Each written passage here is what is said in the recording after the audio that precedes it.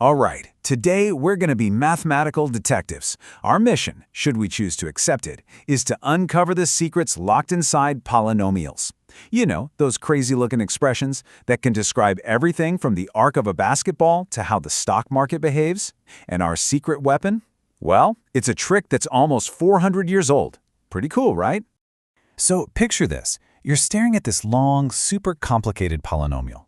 How in the world can you figure out what its solutions, its secrets, even look like without grinding through all the math? I mean, how many answers are positive? How many are negative? And are there other kinds of answers? It feels like you'd have no clue where to even start, doesn't it? Well, these secrets are what mathematicians call roots, and it's actually a pretty simple idea. They're just the values of x that make the whole polynomial equal to 0. If you think about it graphically, they're the exact spots where the line of the function literally crosses the x-axis. That's it. And finding them, that's the whole game. Okay, so flashback to the 17th century.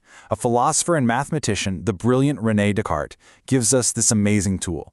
Now here's the catch. It doesn't find the exact roots for you. But, and this is the really cool part, it tells you how many of each kind of root you might have. It's like a criminal profiler for polynomials, giving you a complete rundown of your suspect before you even start the real investigation. So yeah, let's treat this exactly like a puzzle, a detective case. Our goal is to figure out all the possible combinations of positive, negative, and even imaginary roots, and we're going to do it using nothing but this one powerful rule. Okay, so here's our game plan. It's a simple three-step process. First, we're going to hunt for the positive roots.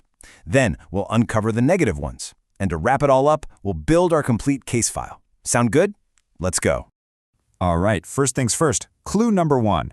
We need to figure out how many positive roots this thing could have. You know, those are the spots where it crosses the x-axis on the right-hand side of the graph. And here is our polynomial of interest, our main suspect, if you will. Now take a look. It's a 5th-degree polynomial. And what that tells us right away is that it has to have a total of 5 roots. Our job is to figure out the makeup of those 5 roots. The entire key to cracking this case is a really simple idea called a sign change. And it's exactly what it sounds like.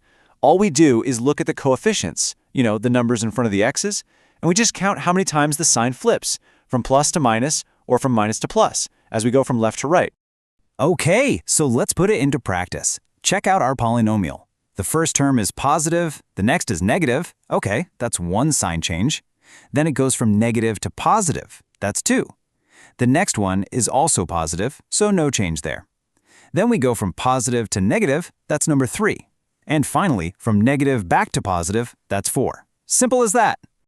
And just like that, we've got our first